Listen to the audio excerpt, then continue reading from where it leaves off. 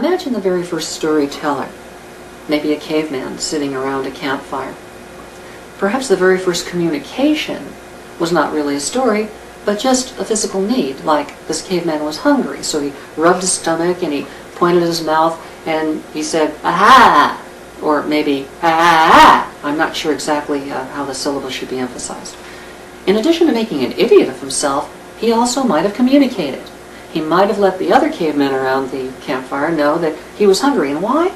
Because they would look at that, and they look at themselves. They've got 2 arms, he's got 2 arms, unless a bear took one off or something. And he looks like they look. And they see him doing things physically, and they think to themselves, if I did those things, what would that mean to me? And they decode his encoding, his symbolism, and they say, well, if I was doing that, that would mean that I was hungry. And they get his message. Because there's a basic underlying similarity between the two. Later on, we'll talk more about how the story mind works, because all of us have the same basic operating system. It's just our experiences that are different.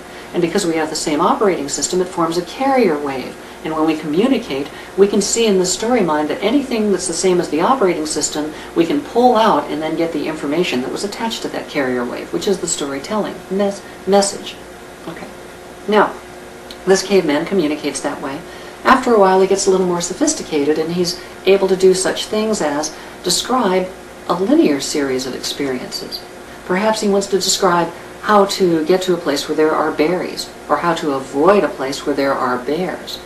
Well, he might say that he went down by the river, and then he went over the hill, okay, and then he found these berries. Perhaps it took him several days to go from one place to another. Sign language. Some sign language is complex, some is a lot easier to understand, but it's usually based on a representation of visual things that you find in the real world. Eventually, he's able to string a number of points together rather than just make a single point like, ah, okay? So, if he puts together a line of logic that says, this happened, and then this happened, and this happened, and there's no breaks in it, and there's no pieces missing, in that case, he's created what we call in Dramatica a tale. That's our definition of a tale, an unbroken linear progression. That's a headline because it deals with your logic, but you could also have an unbroken progression of feelings. How he felt at one time, whether he was happy or sad, whether he found something funny, whether he found something disgusting. He could convey this. He might convey those emotions just to express what he went through without even talking about the territory that he'd covered. There could be a heart line, independent. It might only be a heart line. A tale could just be an emotional progression, or it could just be a logistic progression, or a tale could be a logistic and emotional progression running along side by side, perhaps affecting each other, perhaps not.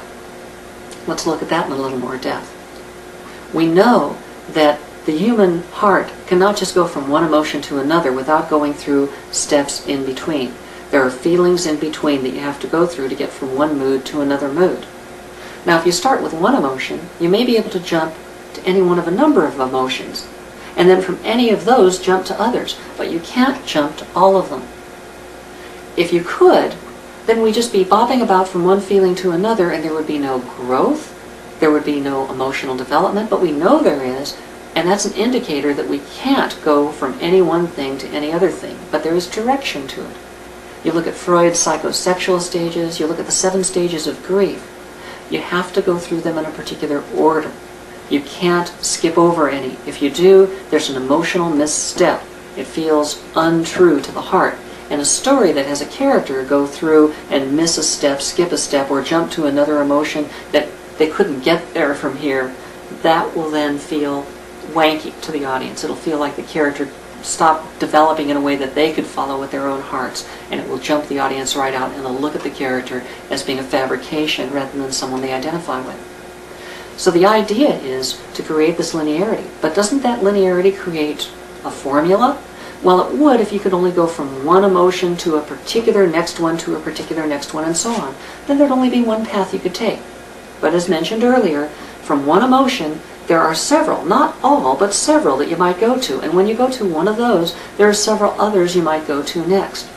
Similarly, in points of logic, from a single point, There might be any one of a number of things that might happen next that would be kosher to happen with what already happened. But you couldn't have anything happen next because some things would just be impossible to happen if this had happened first. There'd be missing steps, or this would preclude that from happening. Now, you can start from any place and eventually get to anywhere else, but you have to go through the in-betweens. So as long as a tale has either a headline or a heartline, and it's an unbroken chain that doesn't skip any steps, that constitutes a complete tale.